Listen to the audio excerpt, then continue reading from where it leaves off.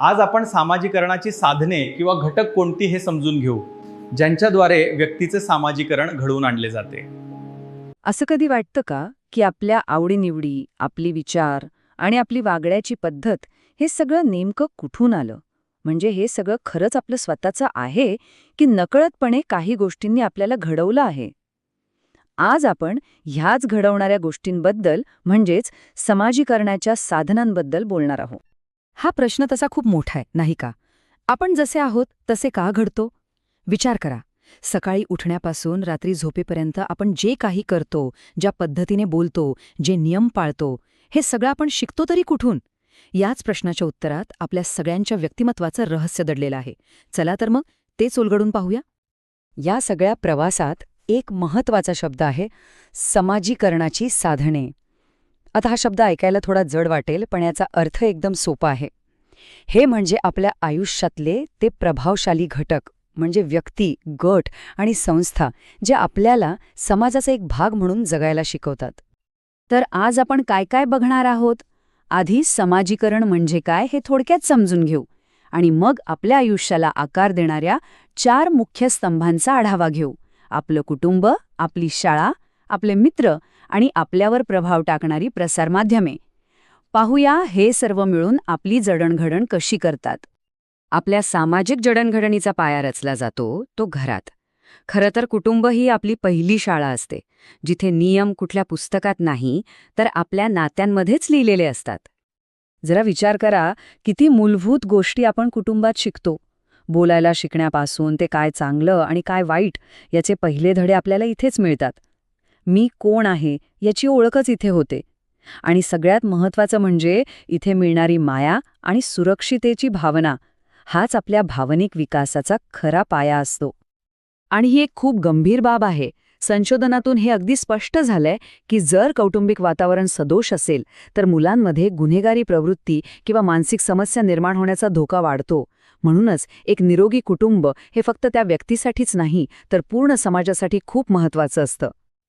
बरं, कुटुंबाच्या त्या उबदार आणि अनौपचारिक वातावरणातून बाहेर पडून आपण एका नवीन आणि जास्त शिस्तबद्ध जगात प्रवेश करतो, आणि ते जग म्हणजे आपली शाळा. आणि हा बदल किती मोठा आहे बघा. घरातलं जग कसं असतं? पूर्णपणे भावनिक नात्यांवर चालणारं. पण शाळेत पाऊल ठेवल्या ठेवल्या आपण एकदम नियमांच्या आणि शिस्तीच्या जगात येतो. इथेच आपल्याला पहिल्यांदा कळतं की फक्त जवळची नातीच नाही तर काही अवैयक्तिक नियम पाळूनच मोठ्या समाजाचा एक भाग बनता येतं. शाळा आपल्याला फक्त इतिहास भूगोल नाही शिकवत, ती आपल्याला वेळेचं महत्त्व, नियमांचं पालन आणि आपल्यापेक्षा वेगळ्या पार्श्वभूमीच्या लोकांसोबत कसं जुळवून घ्यायचं हेही शिकवते. थोडक्यात सांगायचं तर शाळा म्हणजे मोठ्या जगाचं एक ट्रेनिंग ग्राउंडच आहे. चला आता अशा एका जगात प्रवेश करूया जिथे कोणी मोठं नाही आणि कोणी लहान नाही. हे आहे आपल्या मित्रमैत्रिणींचं जग, जिथे नाती समानतेवर आधारलेली असतात. आईवडील आणि शिक्षकांकडून आपण नियम शिकतो, तिथे एक प्रकारची उतरंड असते. पण मित्रांमध्ये नातं बरोबरीचं असतं. इथे आपण अगदी मोकळेपणाने बोलतो, एकमेकांची चेष्टा करतो, अगदी टीकाही सहन करतो. याच देवाणघेवाणीतून आपल्याला स्वतःची एक खरी, फिल्टर न लावलेली ओळख व्हायला लागते. याचा अर्थ मित्रमैत्रिणींचा गट म्हणजे फक्त टाइमपास नाही, ती एक महत्त्वाची सामाजिक प्रयोगशाळा आहे. इथेच आपण इतरांशी कसं वागायचं हे शिकतो, गटात आपलं स्थान कसं निर्माण करायचं, म्हणजे नेता बनायचा की अनुयायी हे ठरवतो, आणि सगळ्यात महत्त्वाचं, पालकांच्या सावलीतून बाहेर पडून स्वतंत्रपणे निर्णय घ्यायला शिकतो. आणि हेच तर मित्रसमूहाचं सर्वात मोठं वैशिष्ट्य आहे. इथे आपल्याला एक प्रकारे आरसा दाखवला जातो, ज्यामुळे आपण स्वतःला अधिक चांगल्या प्रकारे ओळखू शकतो. आणि आता वळूया आपल्या चौथ्या आणि कदाचित आजच्या युगातल्या सर्वात शक्तिशाली साधनाकडे. ते म्हणजे प्रसार माध्यमे, म्हणजेच मास मीडिया. वर्तमानपत्रे, रेडिओ, टीव्ही ही माध्यमं फक्त बातम्या किंवा मनोरंजन आपल्यापर्यंत पोचवत नाहीत.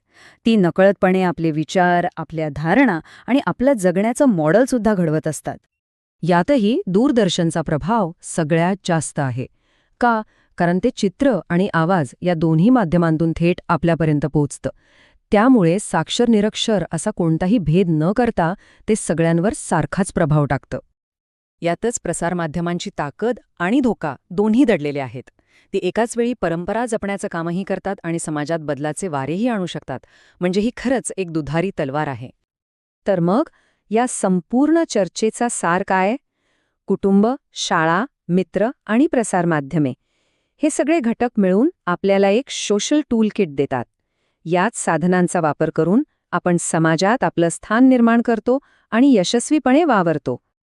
पण जाता जाता एक प्रश्न नक्कीच मनात येतो. कुटुंब, शाळा, मित्र आणि टीव्ही ही झाली पारंपरिक साधनं. पण आजच्या डिजिटल युगात जिथे आपलं आयुष्य सोशल मीडिया आणि इंटरनेटने व्यापलेलं आहे, तिथे आपल्या व्यक्तिमत्वाला आकार देणारी नवीन साधनं कोणती आहेत याचा विचार करायला हवा, नाही का?